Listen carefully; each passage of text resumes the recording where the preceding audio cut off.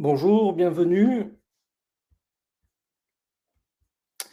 pour ce webinaire sur l'intelligence collective. Voilà, on commençait à arriver.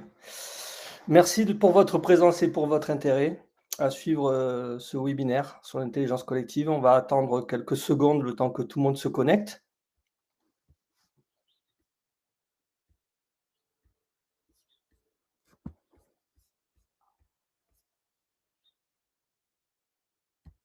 Et moi, ça me permet de charger le document et de vérifier avec vous si déjà de votre côté tout fonctionne bien. Normalement, oui.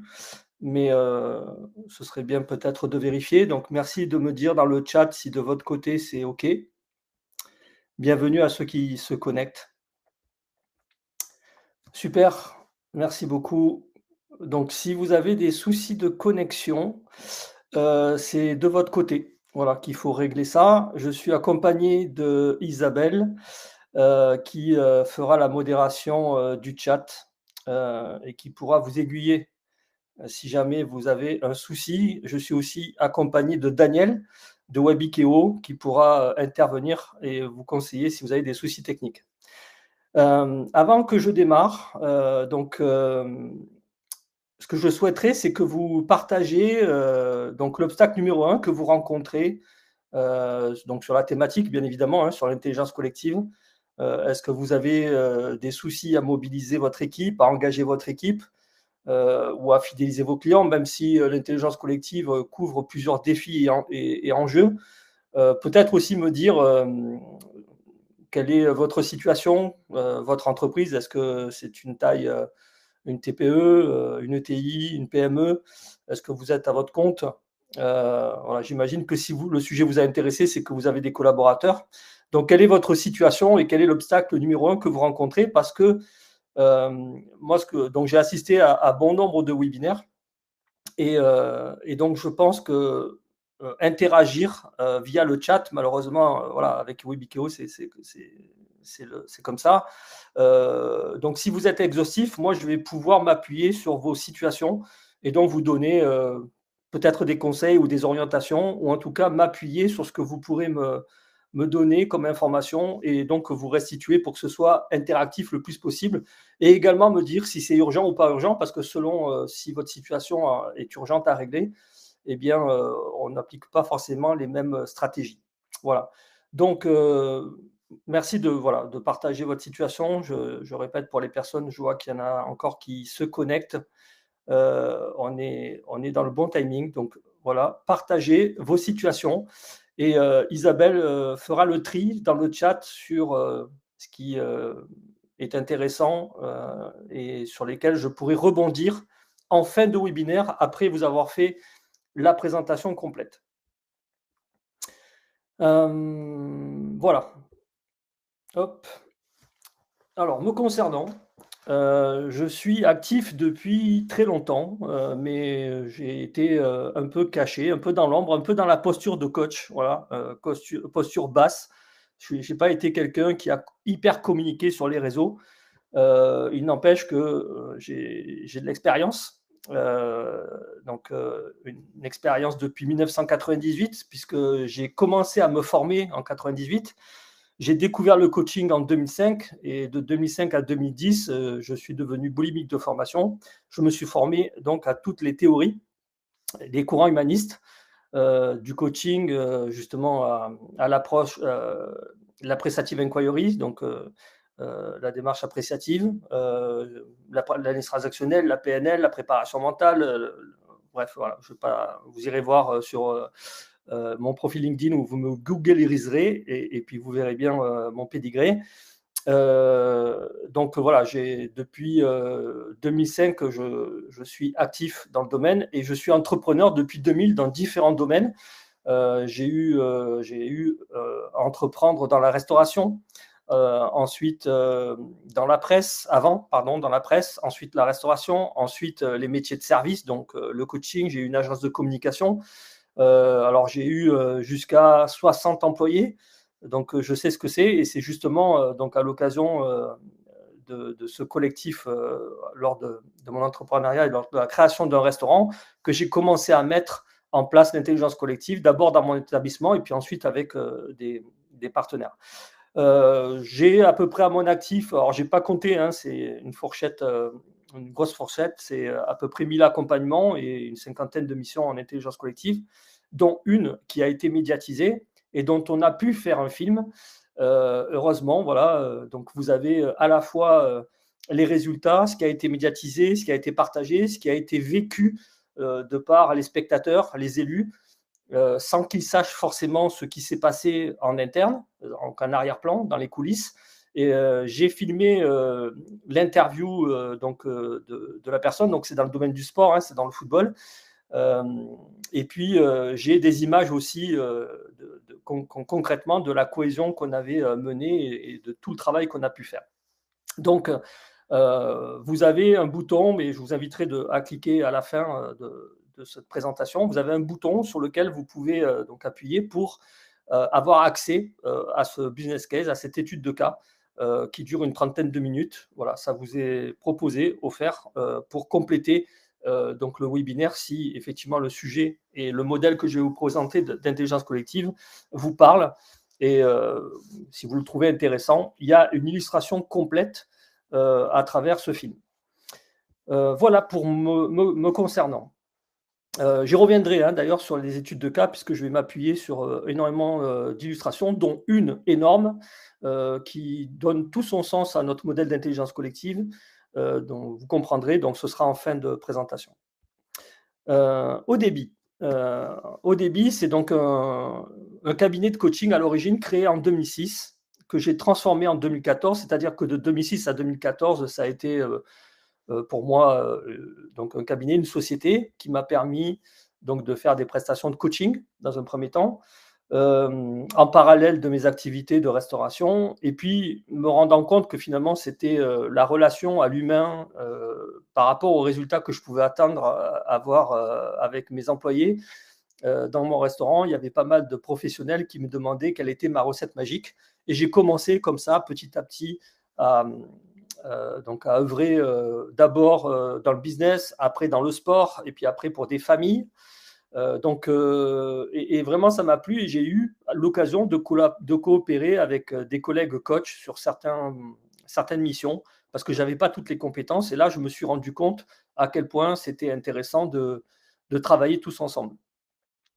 Et donc, à partir de là, je me suis dit, ce serait bien donc de créer finalement une organisation, un outil de travail qui pourrait tous nous aider afin de mutualiser nos charges, nos frais, de pouvoir coopérer, de pouvoir travailler ensemble. Alors, il y a énormément de réseaux qui existent dans nos métiers. Il y a des fédérations aussi, mais soit elles sont un peu trop centrées sur les relations et il n'y a pas assez de business, ou alors justement elles sont très centrées business. Voilà. Et donc il n'y avait pas ce mixte et c'est ce que j'ai commencé à imaginer donc en 2014. Alors bon, je vous fais grâce des hauts et des bas du parcours parce que ce n'est pas forcément ce qui vous intéresse. Vous aurez l'histoire dans notre chaîne à propos ou si vous allez sur mon profil LinkedIn. Mais aujourd'hui, la mission d'ODEBI, c'est de vous garantir une qualité de prestation transformationnelle par des professionnels de l'accompagnement labellisés ODEBI. Alors pourquoi d'abord transformationnel ? C'est que nous avons développé une méthode qui permet de garantir ou d'assurer une transformation, c'est-à-dire un véritable changement quand il s'agit de passer d'un point A à un point B. Donc là, tous nos coachs sont formés pour pouvoir transformer l'essentiel et c'est une approche qui est très centrée sur l'humain, quelle que soit la situation, quel que soit votre secteur, quelle que soit la culture. Voilà. Et en même temps, quand on parle aussi de professionnels de l'accompagnement labellisés, c'est qu'on a tout un parcours de labellisation. Donc aujourd'hui, on a 20 coachs labellisés, une vingtaine à peu près. On a une dizaine qui sont en parcours de labellisation. Voilà, on ne rentre pas dans notre label voilà, de manière simple. Hein. Il y a des critères, il y a des conditions. Et chaque année, chaque année, on revisite ces conditions. Donc, par exemple, si ça vous parle, tous nos coachs sont soumis à un 360 feedback chaque année. Tous nos coachs sont obligés de repasser des coachings devant des pairs pour évaluer si effectivement on ne s'est pas éparpillé dans notre approche. Tous les coachs ont des entraînements donc à travers des présentiels. Donc en fait, on fait vraiment comme si c'était une sélection. On en reparlera justement du sport.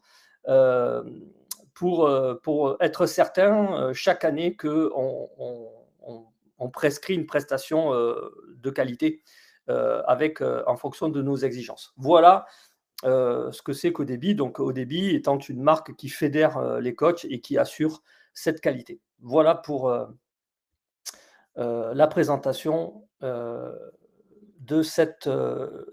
moi-même et de Odeby. Voilà. Donc, pour les personnes qui viennent d'arriver, si vous avez des questions, il y a Isabelle qui est en arrière-plan et qui répond par rapport au contenu. On a Daniel sur la technique. Et ce que je vous demandais, je vois qu'il y a des personnes qui sont arrivées, c'était de partager vos situations.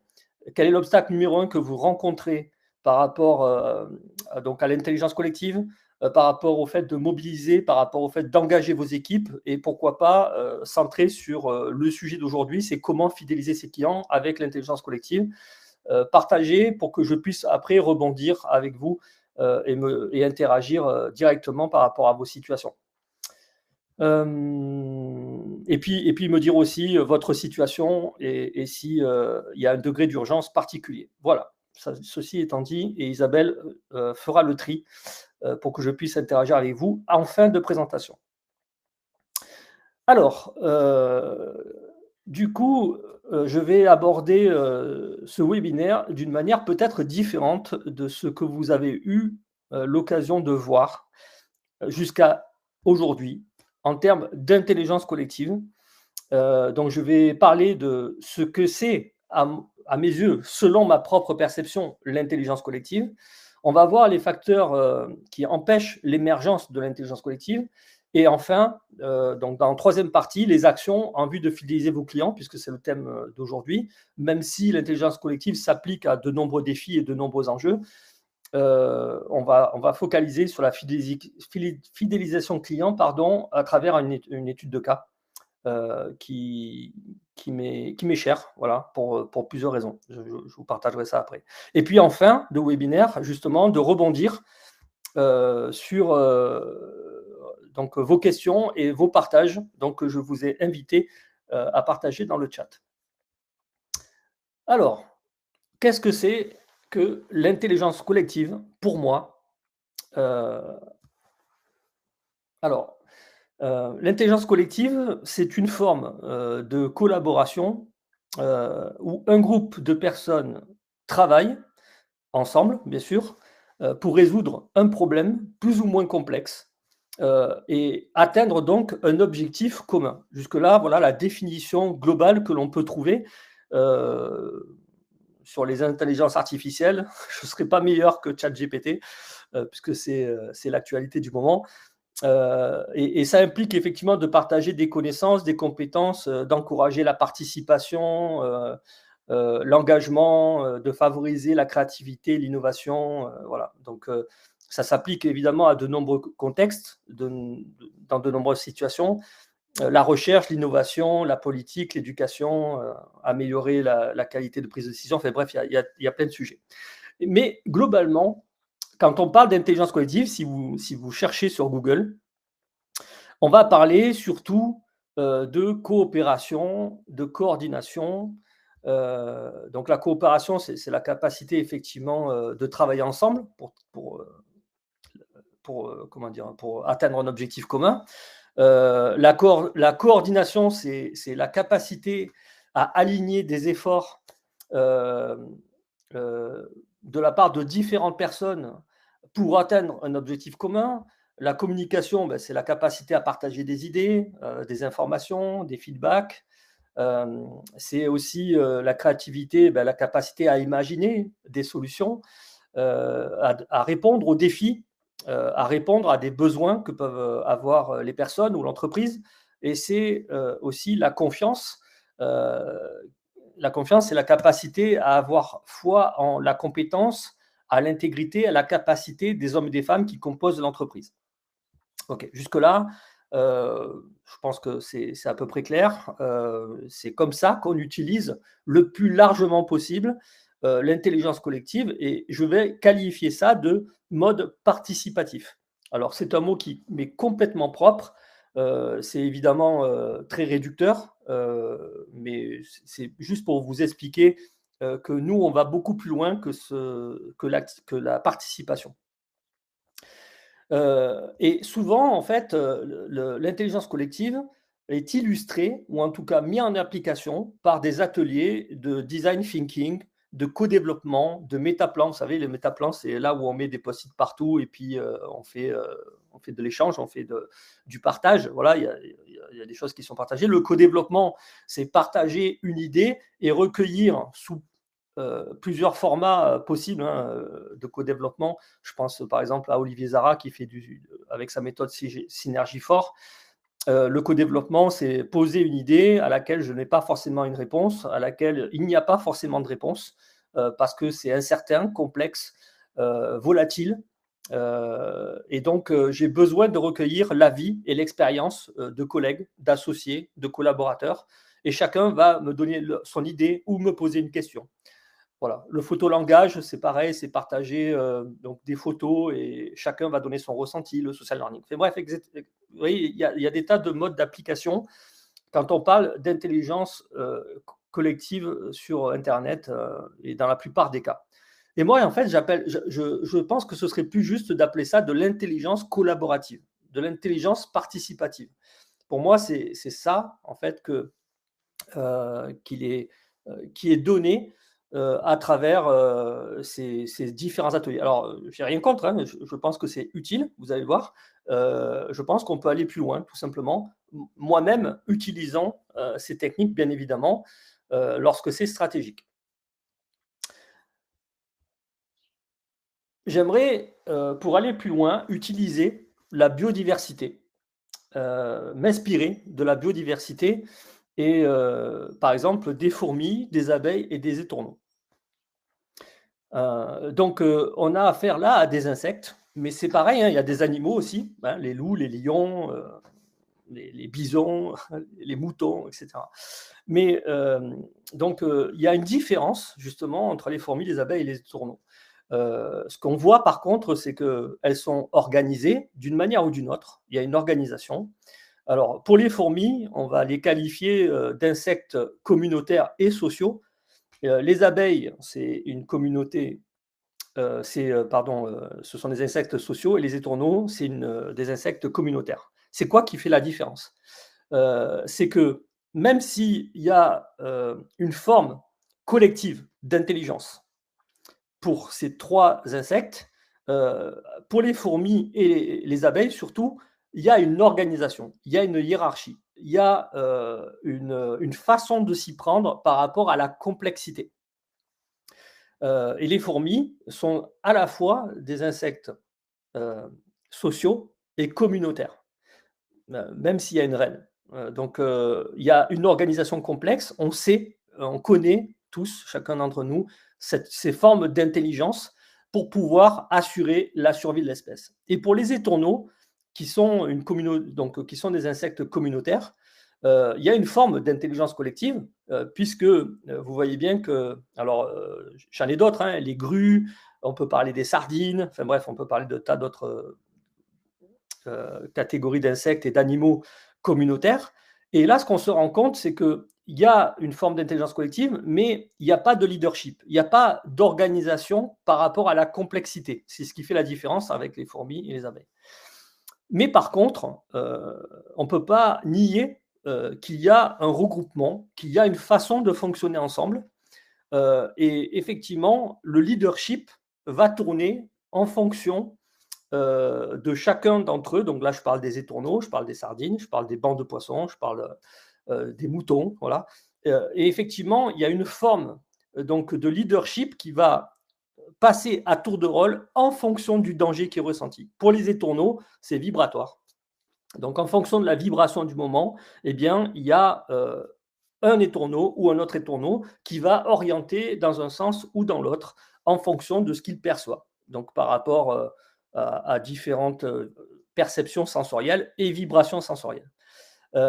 Mais on voit que dès lors qu'il y en a un qui bouge, eh bien, tous les étourneaux bougent dans le même sens et donc ça fait un mouvement de cette manière-là. On ne comprend pas, nous, à notre niveau, ce qu'ils sont en train de faire, mais ils sont juste en train d'assurer la survie de l'espèce. Et c'est valable pour toutes ces espèces, c'est-à-dire que la condition première de l'intelligence collective, c'est d'assurer la survie de l'espèce, c'est-à-dire plus ou moins de manière complexe, arriver à s'organiser pour assurer la survie de l'espèce. Et là, on est d'accord qu'il n'y a pas d'atelier de codev, il n'y a pas de photolangage, et pourtant, ces insectes et ces animaux arrivent à fonctionner en groupe.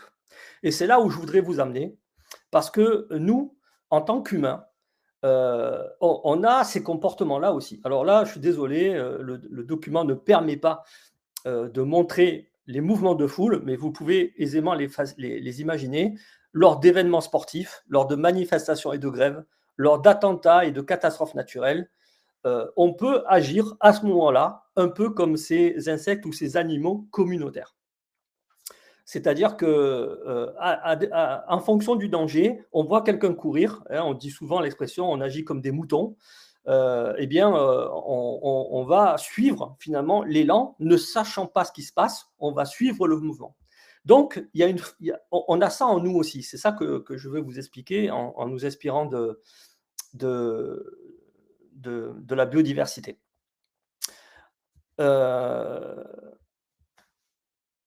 Mais on a aussi une autre forme d'intelligence collective. Et là, j'en arrive au sport. France 98, le rugby actuellement, le handball de 2006 à 2012 que j'ai eu la chance de côtoyer. Il y a cette forme d'intelligence collective construite, organisée, avec du leadership, avec une hiérarchie. Il y a une façon, il y a des rôles, il y a des fonctions, il y a un entraîneur, il y a des joueurs, etc. Vous voyez, donc on arrive à flirter avec l'organisation des animaux sociaux. Donc, on est capable aussi d'agir de cette façon-là. Et donc, France 98, je pense que voilà, pour la plupart, pour ceux qui aiment le sport, c'est connu de tous. Hein. Première fois qu'on remporte une Coupe du Monde, j'aurais pu citer le handball en 95 aussi, évidemment. Le rugby, actuellement, je pense que j'aurais pu les mettre d'ailleurs par hiérarchie, par date. L'équipe de France de handball avec un sélectionneur, Claude Nesta, qui a cherché l'autogestion, qui a cherché dans le fait que les joueurs puissent agir de leur propre chef. Il en est arrivé, si vous connaissez le handball, à ne plus animer les temps morts pendant les matchs, le sélectionneur. Voilà, pour dire que je vais laisser faire l'autonomie. Donc évidemment, tout ça s'est construit pendant un temps parce que de 2001 à 2006, Claude Onesta était sélectionneur de l'équipe de France de handball et n'a jamais gagné un titre jusqu'en 2006 et en 2006, il a tout gagné jusqu'en 2012. Donc ça a mis du temps à se construire. Et puis actuellement, on a l'équipe de France de rugby, aussi incroyable que ça puisse être. Je sais, pour être intervenant universitaire, et dans mon université, il y a le responsable, dans cette université à Dijon, il y a le responsable de la performance mentale de l'équipe de France de rugby. Donc, j'ai pu avoir accès à ce qui était mis en œuvre et c'est franchement très bien fait et c'est sur notre modèle.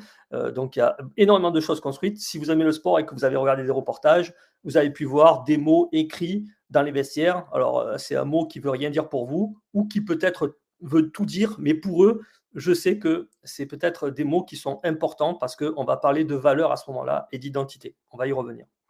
Donc, on est capable de construire donc des formes d'intelligence collective de la même façon que les insectes sociaux et communautaires. Donc là, je ne suis plus en train de vous parler de réflexion, je suis en train de vous parler d'hyperconscience, de tribalisme, dans le bon sens du terme, de communion, d'ancrage, d'émotion, d'interaction, finalement un égrégore, c'est-à-dire quelque chose que l'on perçoit. Si vous avez fait du sport, ça a pu vous arriver. Quelque chose que je perçois. J'ai pas besoin de parler avec les gens pour qu'on se comprenne. J'ai pas besoin d'un atelier collectif pour qu'on parle le même langage. J'ai pas besoin de préciser la stratégie pour savoir ce qu'il faut que je fasse avant l'autre, etc. Donc on parle de sens, on parle d'appartenance aussi, on parle d'identité collective, on parle de cohésion, de vision commune, d'organisation et d'engagement. Bref, ce que je suis en train de vous dire là, c'est que euh, pour reprendre, donc là j'ai emprunté cette photo à l'approche neurocognitive, donc le docteur Jacques Fradin, dont le docteur Jacques Fradin est le principal acteur pédagogique, pour vous dire que le mode participatif et tout ce que vous connaissez agit sur la gouvernance adaptative, c'est-à-dire la réflexion, l'analyse.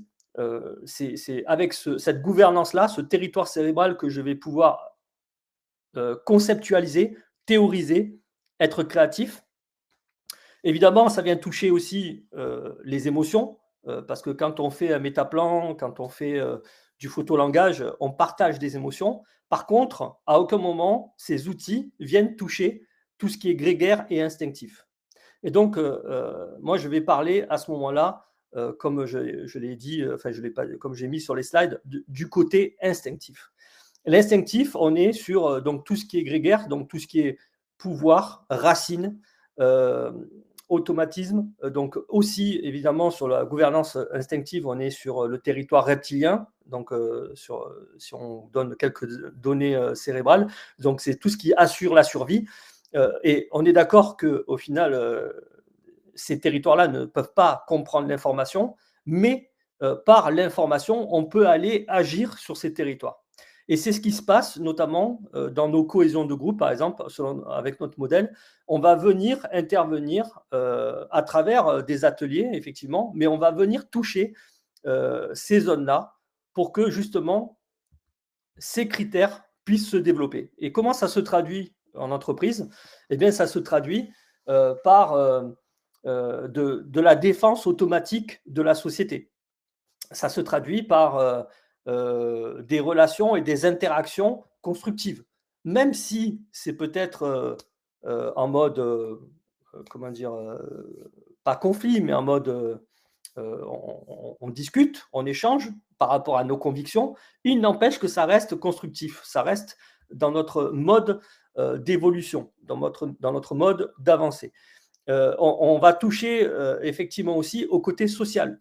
Donc tout ce qui est appartenance, tout ce qui est isolement, justement, c'est quelque chose qu'on va détecter et qu'on va ramener au sein du collectif par différents outils. Donc voilà pour vous dire à quel niveau, pour moi, ce que c'est que l'intelligence collective, et rapidement, même si j'ai pris du temps, à quel niveau on agit. Maintenant, il y a des facteurs qui empêchent cette émergence collective.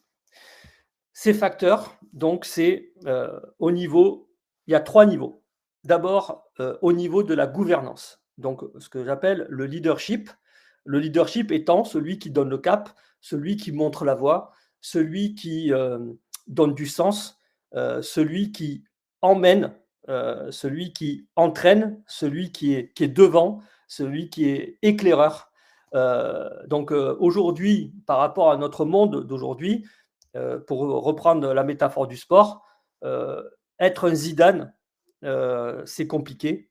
Donc, il faut s'organiser pour retrouver cette forme de leadership dans un monde de plus en plus complexe, incertain, qui va de plus en plus vite avec nos nouvelles technologies. C'est difficile qu'un seul homme arrive à endosser ce rôle. Donc, il faut s'organiser et c'est généralement la tâche des gouvernances d'entreprise, donc de définir une vision, une culture, une organisation. Et effectivement, si la vision n'est pas communiquée, si la culture n'est pas entretenue, si l'organisation ne correspond pas à ce que l'on est et là où on veut aller, ben, c'est les premiers points sur lesquels il faut se centrer pour dire est-ce que c'est clair. Et j'ai souvenir d'une société que j'ai accompagnée, dont je tairai le nom, parce que je n'ai pas eu l'autorisation de le dévoiler, qui me disait qu'au niveau de leur vision, c'était OK.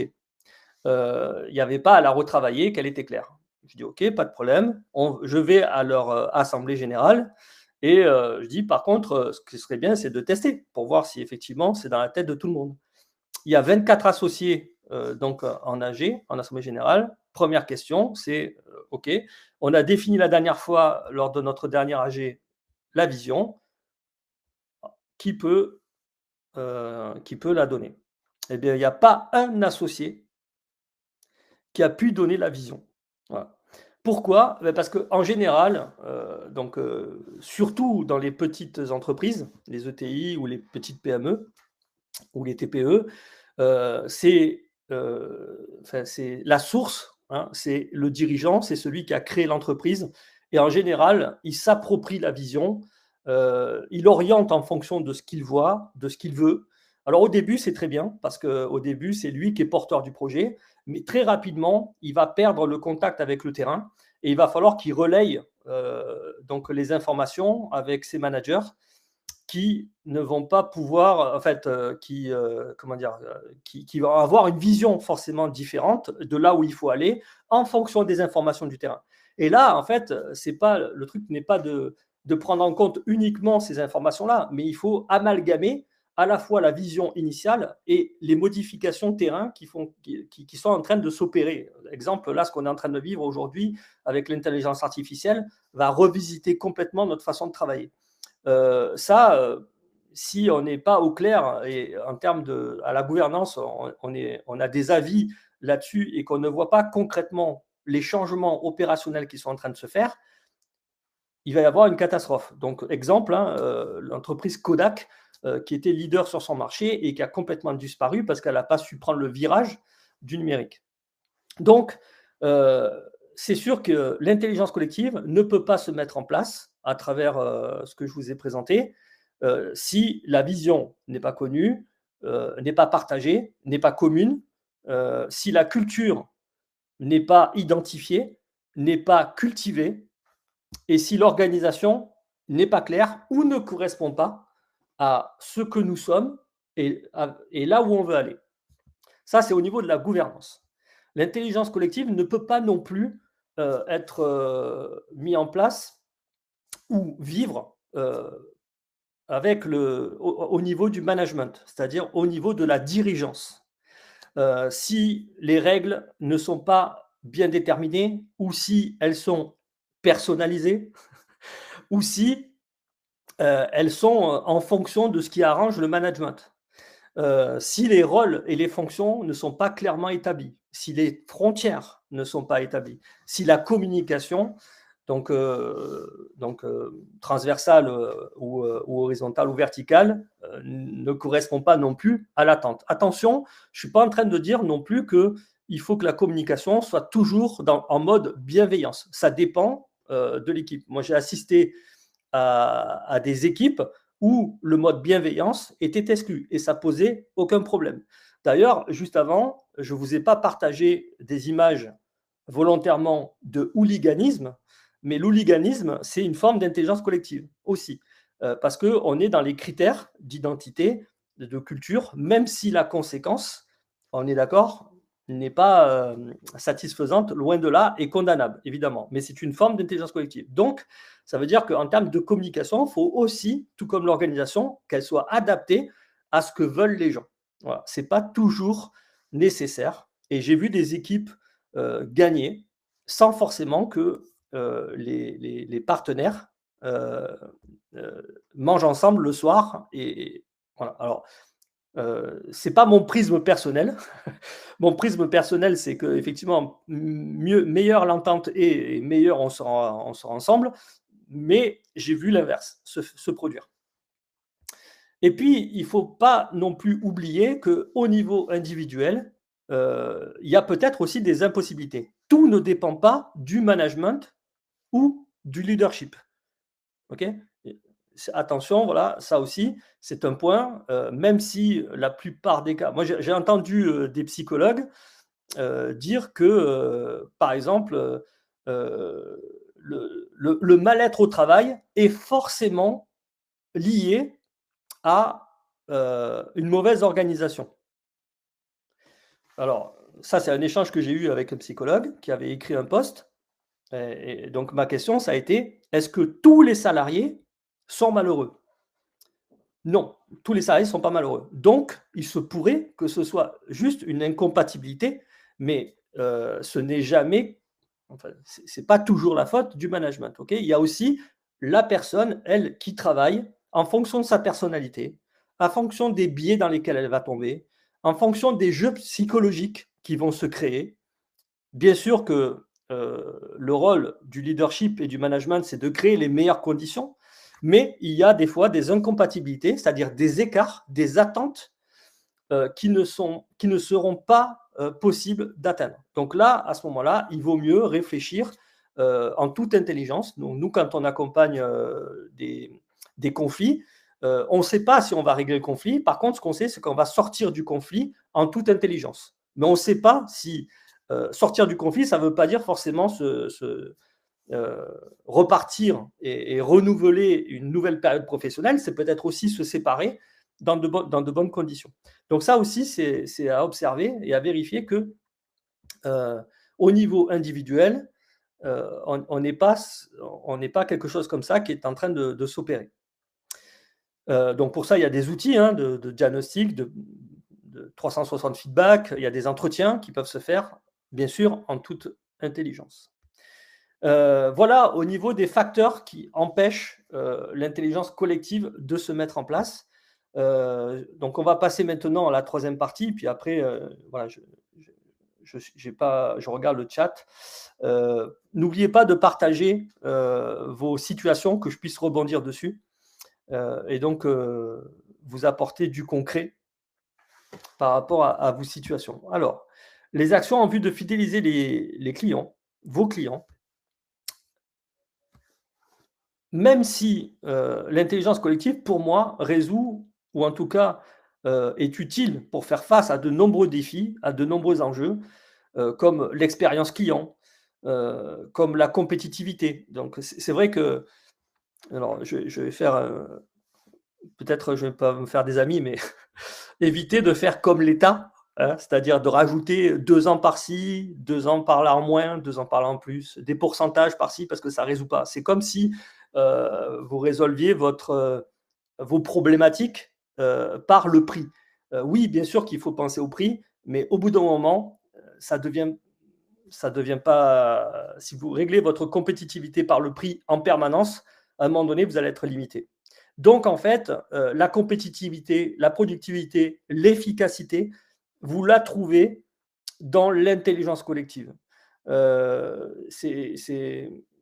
Si au final, l'intelligence, et si vous êtes d'accord avec moi et que l'intelligence collective est si importante que ça, essayez, je vous pose une question, c'est: quels sont les efforts aujourd'hui que vous mettez, si vous croyez à ça, quels sont les efforts aujourd'hui que vous mettez pour, prétendre à cette compétitivité, à cette productivité et à cette efficacité?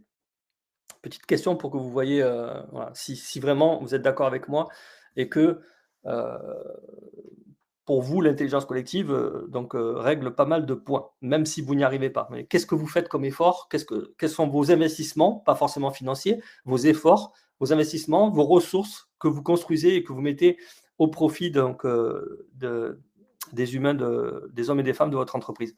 Évidemment, c'est utile pour le dialogue social, pour tout ce qui est RH, évidemment, bien-être, santé, ce sont des thématiques utiles, et donc l'intelligence collective, participative et instinctive, est forcément utile pour améliorer tous ces ratios. Évidemment, pour moi, c'est le socle. Et après, on affine. Alors, notre modèle, avant que je passe à des exemples d'action, c'est euh, d'abord une identité forte, même si c'est clivant, même si, quand je parle de tribalisme, même si effectivement ça crée des frontières, euh, il n'empêche que c'est ça qui va faire que vous allez développer le sentiment d'appartenance. Je me rappelle encore une fois une expérience qui était le rugby d'Oyonnax, donc rugby qui était en Pro D2. L'objectif, en fait, c'était un des objectifs dont je me rappelle, parce que ça remonte à 10 ans, c'était d'être invaincu à domicile. Et donc, qu'est-ce qu'on a fait? On a développé tout un tas de valeurs liées au territoire. Donc Oyonnax, je ne sais pas si vous situez, c'est dans l'Ain, c'est perdu, et on l'a surnommé le village gaulois. On a floqué sur le, enfin, ils ont floqué sur le maillot le logo de la montagne qui était en face du stade. Tous les entraînements étaient liés à la défense du territoire. Enfin bref, il y avait tout un tas de thématiques dont vous verrez dans le film que je vous propose, dans le business case, en cliquant sur le bouton au-dessus, vous verrez tous les détails qui sont parfaitement transposables à l'entreprise, parce que l'entreprise s'inspire du sport, donc j'ai la chance d'avoir des images issues du sport, parce que l'entreprise, c'est plus compliqué. Mais vous pourrez tout à fait tirer des exemples, même si je vous en donnais, donc tirer du sport. Mais l'idée, c'était ça, c'est d'avoir une identité forte de village gaulois, de tour imprenable, pour faire zéro défaite. Et à la fin de la saison, zéro défaite. Et ce qui s'est passé, c'est que les médias ont dit que là-bas, à Oyonnax, c'était injouable. Voilà, pour vous donner une idée. Et donc, c'est possible de développer la culture du maillot, okay, l'amour du club encore aujourd'hui, et ça ne dépend pas que de l'aspect financier. Les restaurateurs, après le Covid, qui ont vu une pénurie d'emplois, se sont rendus compte que ce n'était pas forcément une question d'argent, mais bien sûr de confort de travail, évidemment, mais aussi de sens de travail à aller dans la restauration. Donc, vous voyez que l'identité, c'est fort. Et puis, évidemment, la vision. La vision, quel est le rêve que vous poursuivez? Parce qu'on est d'accord, on ne va pas galvauder l'activité. L'activité étant ce qu'elle est, hein, on travaille pour ça, on est payé pour ça. Mais en fait, je travaille pour quoi? Est-ce que je plante, si je suis dans le BTP, je plante une pioche pour faire un trou, ou est-ce que je plante une pioche pour construire une cathédrale? Vous voyez que là, l'aspiration n'est pas la même. Donc, quelle est la raison d'être? Donc, liée à l'environnement, quel est le facteur clé? Quelle est la mission? Quelle est la valeur ajoutée de l'entreprise? Tout ça, c'est évidemment à définir. Et puis, c'est de développer une organisation donc, qui va aller dans le sens donc, de ce que, en tout cas, qui va être dans le respect de ce que nous sommes et qui va nous permettre d'aller atteindre notre rêve. Donc, un modèle d'organisation libéré, vertical, en réseau, en silo, matriciel, cellulaire, peu importe. Voilà, il existe des tas de choses, des tas de structures organisationnelles, même si dans les détails, après, évidemment, ça s'affine. Donc, voilà notre modèle, pour faire simple, sur lequel nous, on agit et que vous devez donc travailler et structurer. En termes d'action, justement, pour fidéliser les clients, parce qu'au final, tout ça fait que vous allez développer la préservation, vous allez augmenter l'aspiration. Et quelque part, c'est comme si finalement l'entreprise appartenait à vos collaborateurs. Et donc forcément, il va y avoir une action directe, même si les enjeux sont plus larges, mais auprès des clients. Et je vais vous donner une étude de cas juste après. Renforcer l'histoire et le territoire, créer des partenariats avec des organisations sportives ou des associations, accompagner des athlètes de haut niveau qui correspondent qui correspondent à vos valeurs, évidemment, les organisations sportives ou les associations aussi. Proposer ses compétences à son écosystème, si ça correspond évidemment à votre identité, tout ça étant assujetti à ce que ce soit cohérent et aligné par rapport à ce que vous développez, à votre activité, à ce que vous cherchez à faire valoir auprès de vos collaborateurs. Donner des budgets aux collaborateurs dans le but de développer des projets utiles. Il y a plein d'applications, j'ai vu ça sur Webikio, qui permettent donc d'organiser ça. J'ai pour exemple Decathlon, par exemple, qui aujourd'hui donc sont organisés en format joint venture, c'est-à-dire qu'en gros, c'est exact. En fait, ils proposent les collaborateurs, enfin, à un certain niveau, les managers sont salariés, mais chaque année, ils viennent vendre à un comité un projet où ils vont demander un budget et ils vont devoir développer ce projet. Donc ça, vous imaginez comment c'est enrichissant. Il y a la sécurité parce que je suis salarié et en même temps, je suis entrepreneur. Donc c'est ce qu'on appelle l'intrapreneuriat. Pourquoi pas atteindre la neutralité carbone si ça vous parle. Il y a les comportements de tous les jours, hein, les rituels quotidiens. Voilà, passer un moment avec ses employés, l'ouverture des agendas si c'est propice à votre situation, travailler un jour par semaine avec ses équipes, aller sur le chantier, aller dans le bureau, aller dans l'open space, par exemple, déjeuner avec ses collaborateurs, en dehors de l'entreprise sans parler boulot. Bon, évidemment, il y a le baby-foot, le billard, le machin, mais bon, ça c'est utile, mais ça ne fait pas tout. Le message personnalisé aux dates d'anniversaire, reconnaître et récompenser les comportements et les attitudes souhaitées. Il y a des tas de choses pour finalement créer cette osmose, créer cet égrégore, de façon à ce que vos clients, ensuite, quand ils sont en clientèle, et c'est surtout utile si vous avez une activité où c'est nécessaire, ou en tout cas, ça marche par abonnement. J'ai encore un exemple d'une entreprise qui était centrée sur les contrats de plomberie. Donc, il y a intérêt que le client soit satisfait. Et donc, effectivement, c'est en amont, OK, et parce que vous aurez construit tout ça, que finalement, vos salariés seront la représentation de votre entreprise. Bien sûr, tout ça est à mesurer. Donc, il y a les indicateurs RH, donc absentéisme, présentéisme, etc. Voilà, ça, vous devez connaître. Un indicateur de la diversité, le genre, l'âge, la formation, parce qu'effectivement, plus on mélange les cultures, la diversité, et plus ce sera riche en termes d'intelligence collective. Mais surtout, ce que vous pouvez faire, c'est interroger la connaissance des valeurs et de la vision de vos. Est-ce que déjà c'est existant? Est-ce qu'ils la connaissent? Est-ce qu'ils sont d'accord? Est-ce qu'ils la véhiculent? Voilà, déjà à ce niveau-là. Écoutez les feedbacks des équipes, vérifiez si vos équipes sont satisfaits du système et de l'organisation que vous mettez en place, bien sûr de manière anonymisée, pour qu'ils n'aient pas peur que ça leur revienne en boomerang.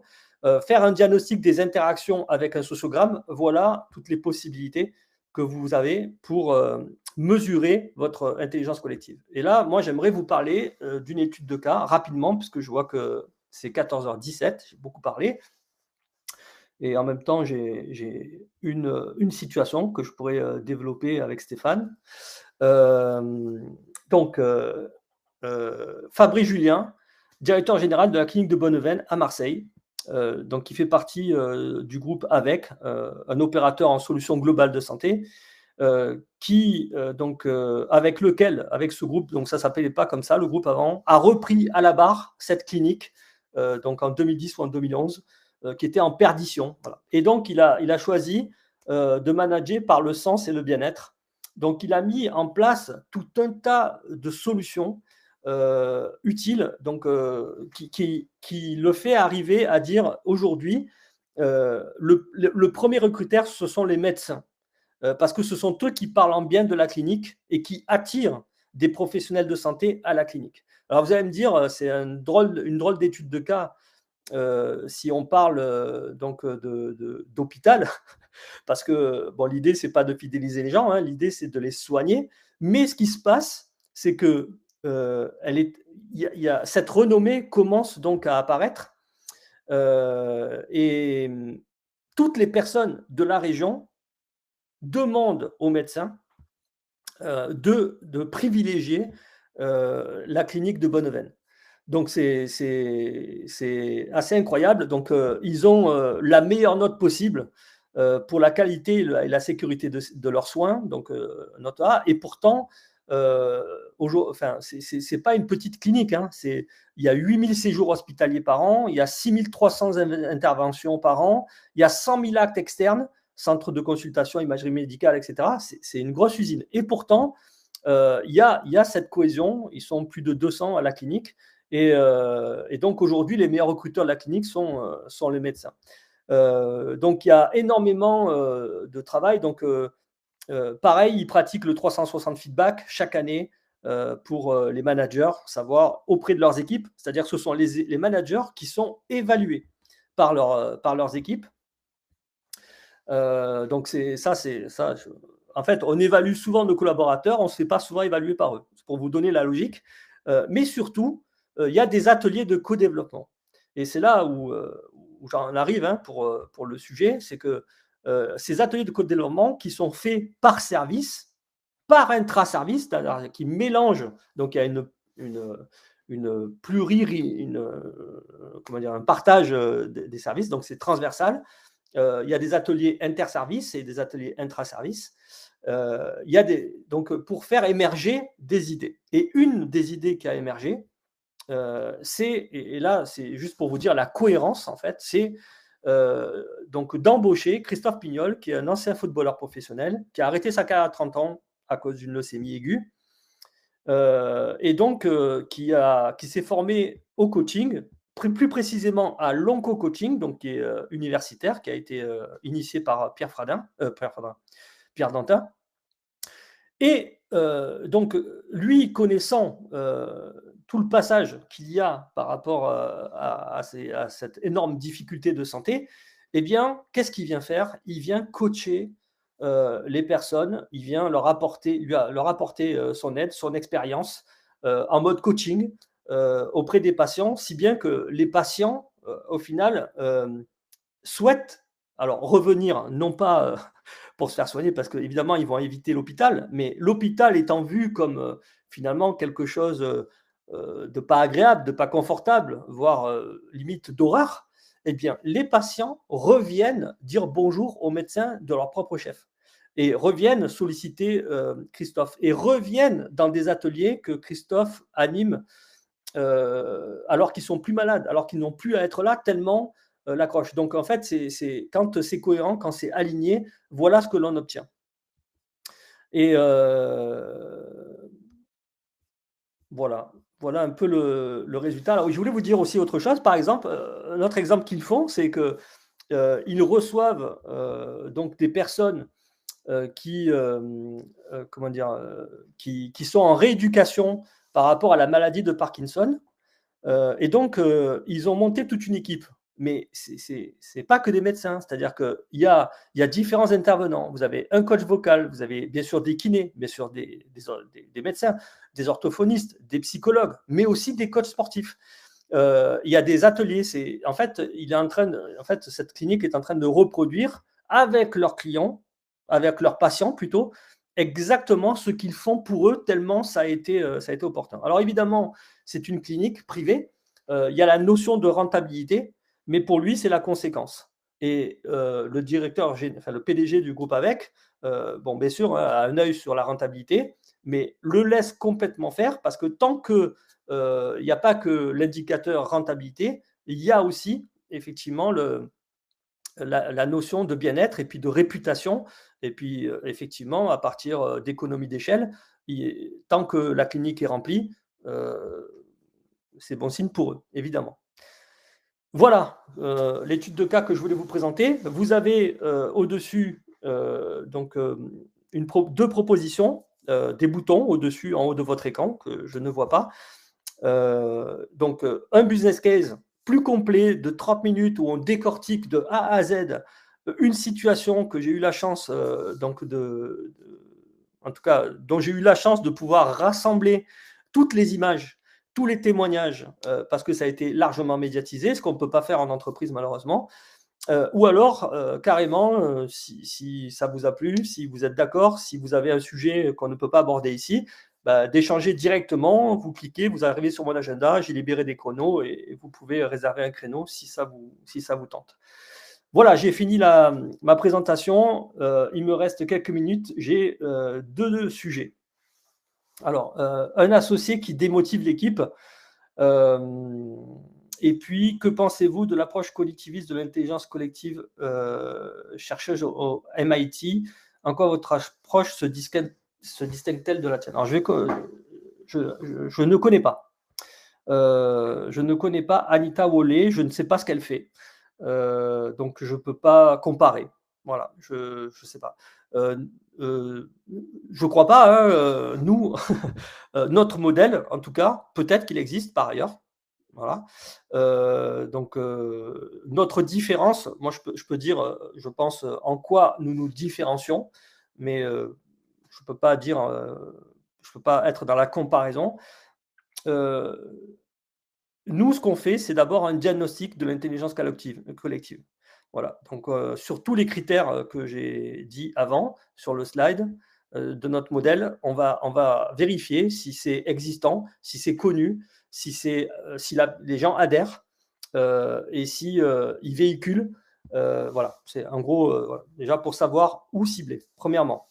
Deuxièmement, on sait générer l'égrégore. Nous, on sait générer l'égrégore. Ce qui est plus dur, c'est le pilotage. C'est-à-dire qu'on sait faire décoller la fusée, mais le plus dur après, c'est de la maintenir. Voilà. Et donc, nous, ce qu'on préconise, c'est effectivement les managers au sein donc, d'une entreprise. C'est le cas de Fabrice Julien. Il est formé au coaching, il fait partie d'un réseau de coachs, il sait utiliser tous nos outils et pour nous, il est indispensable d'avoir ce que j'appelle vulgairement et entre nous un cheval de Troie, c'est-à-dire quelqu'un à l'intérieur qui, comment dire, qui sait véhiculer ce qu'on a commencé à mettre en place et qui va, sans forcément l'appeler coach interne, parce que je pense que pour les coachs internes, c'est très compliqué, mais qui va savoir adapter et faire des retours pour qu'on puisse, après, quand on revient dans l'établissement, ajuster. Voilà. Ensuite, troisième point, c'est que notre méthode, je suis formé à l'Appreciative Inquiry, je suis formé à Quiz International, je suis formé à l'approche de Robert Diss. Enfin, bref, j'ai pas mal d'outils. Et tout comme notre méthodologie de coaching, notre process d'intelligence collective repose sur un ensemble et sur la quintessence des courants humanistes, orientés, je parle bien des courants humanistes, donc l'approche Palo Alto, l'approche systémique évidemment. Voilà, donc des sources, c'est-à-dire que notre méthode s'appuie sur les sources qui sont nées principalement dans les années 70 à Palo Alto, tout comme notre méthodologie de coaching. Donc peut-être que donc la personne que Anita Wolé procède comme nous et ce serait génial. Mais voilà, pour nous, notre différence. Mais j'irai voir votre référence avec plaisir. Les slides, je crois. Oui, c'est possible. Merci Daniel. Si tu peux dire si les slides, je peux les envoyer ou pas. Voilà. Il faut que j'ai la liste des personnes, donc je crois que je l'ai. Enfin, donc il y avait une question aussi, et j'ai 3 minutes. Un associé qui démotive l'équipe. Alors, là, il y a plusieurs solutions. La première, c'est effectivement, je pense que ça peut-être déjà été fait, c'est de discuter avec lui. Voilà. Souvent, en fait, l'approche systémique, par exemple, un des concepts d'approche systémique nous dit qu'est-ce qui a déjà été tenté et qui n'a pas fonctionné. Et se dire, c'est donc ce qu'il ne faut pas refaire, tout simplement. Donc, en fait, la réponse, c'est admettons que tu aies déjà essayé de discuter avec lui et que ça ne fonctionne pas, etc. On est peut-être là dans quelque chose d'individuel. Et peut-être que l'idée, c'est donc premièrement d'arrêter de lui dire que ça saoule tout le monde et qu'il démotive tout le monde, etc. Mais plutôt d'aller sur dire, tiens, qu'est-ce qu'il traverse en ce moment qui est peut-être pénible pour lui et qui est peut-être qui l'amène à être dans des comportements, je sais pas moi, agressifs ou autres, et de dire peut-être que ce serait bien effectivement en tant qu'associé, en tant que partenaire, lui parler de pair à pair, d'égal à égal, d'adulte à adulte, et non pas de tu devrais, tu te rends compte, etc. Si jamais c'est ça qui se fait, premièrement. Et puis ça peut aller crescendo jusqu'à une autre solution, c'est une rupture, donc une rupture de pattern, c'est-à-dire que on va faire exactement l'inverse de ce qui a déjà été tenté et qui ne fonctionne pas. Donc des exemples, et là par contre, ce sont que des exemples parce qu'il faudrait que j'en sache plus. C'est souvent en fait, on fait des tentatives de rupture par rapport à un élément extérieur qui va venir siffler la fin de la récré. Voilà.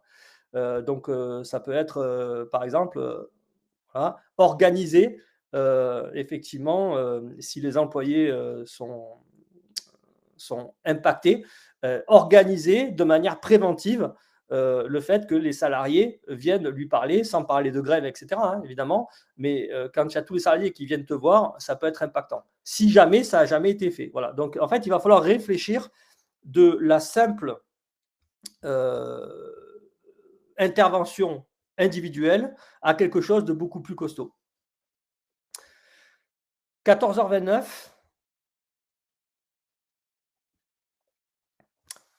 Stéphane, donc d'abord, il va falloir préciser et valider la vision, les objectifs.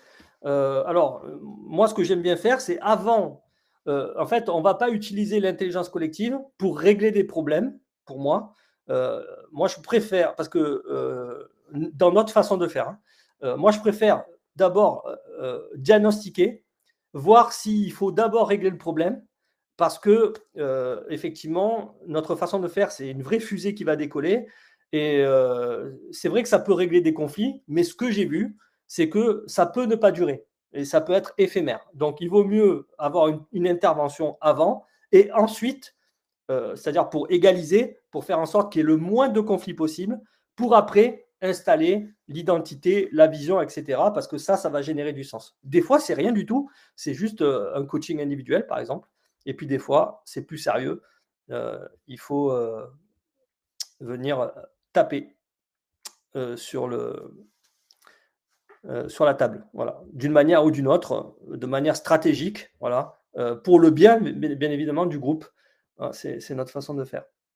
Quand on intervient, bien sûr, voilà. Après, sinon, tu peux toujours tenter, effectivement, de discuter avec lui sur, finalement, quelle identité on donne à notre société. Mais c'est ce que je te disais, c'est-à-dire que là, c'est plus lui parler d'égal à égal, c'est, à titre individuel, mais c'est au titre de votre élément commun. Le plus petit dénominateur commun que vous avez, c'est votre société. Et c'est de dire, finalement, qu'est-ce qu'on fait ensemble? Où est-ce qu'on va? Où est-ce qu'on emmène les personnes? Tout dépend le problème que rencontre ton associé. Ça peut fonctionner aussi, évidemment. Valider l'identité, la vision et comment on s'organise pour aller là où on va. Souvent, dans des petites entreprises, c'est pas forcément établi. Je ne sais pas quelle est ta situation. Voilà, j'ai terminé. Donc vous pouvez, comme je vous les ai invités à cliquer sur les boutons en fonction de ce qui vous intéresse, pour, continuer, la discussion. Je vous remercie, pour, votre attention, votre intérêt et j'espère avoir plaisir, de pouvoir discuter avec vous prochainement. Est-ce que j'ai raté quelque chose? Non, je pense que c'est bon. On est tout bon. Merci à vous. Bonne fin de journée et à bientôt.